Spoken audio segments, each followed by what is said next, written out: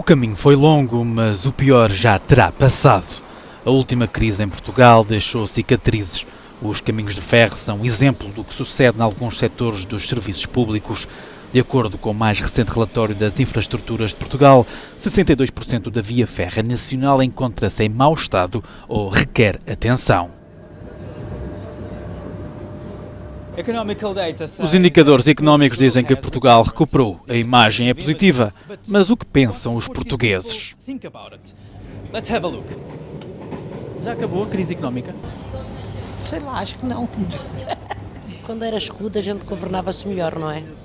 Desde que passou o euro nós ganhámos e não vimos absolutamente nada. As coisas cada vez estão mais caras, isso é um engano. Está mais calmo, tem estado mais calmo, sim, acho que estamos num período melhor. Olha, razoavelmente, com muito esforço, mas eu acho que ainda tem muito a melhorar. Anunciado o pedido de assistência financeira em 2011 pelo socialista José Sócrates, coube ao social-democrata Pedro Passos Coelho a austeridade. Em 2015, apesar de vencer as eleições, Passos Coelho fica impedido de formar governo e céticos quanto ao Tratado Orçamental Europeu, comunistas e Bloco de Esquerda dão o poder ao Partido Socialista numa aliança legislativa. O novo primeiro-ministro António Costa mantém a austeridade, mas devolve os salários da função pública, ao mesmo tempo beneficia do início de um ciclo económico positivo. João Borges Assunção, professor na Universidade Católica, salienta um ponto.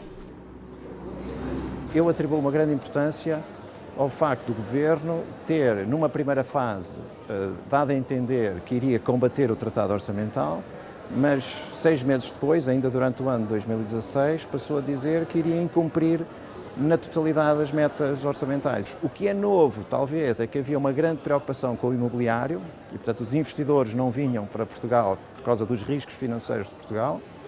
E quando eles ficaram com a convicção de que Portugal iria cumprir ou iria continuar a cumprir as metas, essa preocupação desanuviou e certamente facilitou a entrada de capital.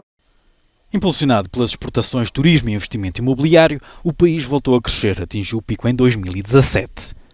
O desemprego caiu de 16% em 2013 para 7% o ano passado.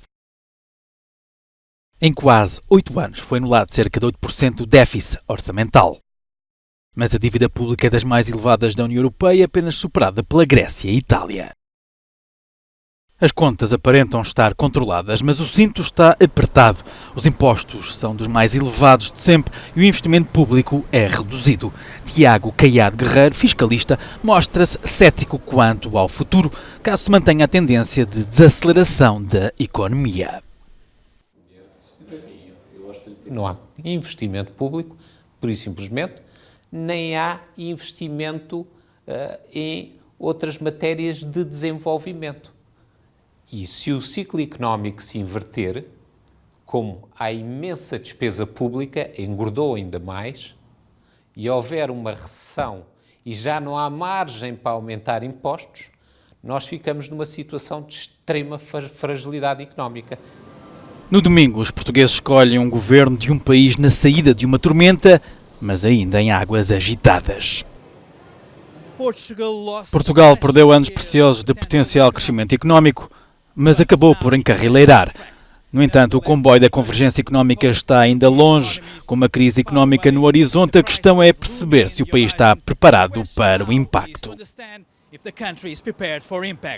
Michel Santos, Euronews, Lisbon.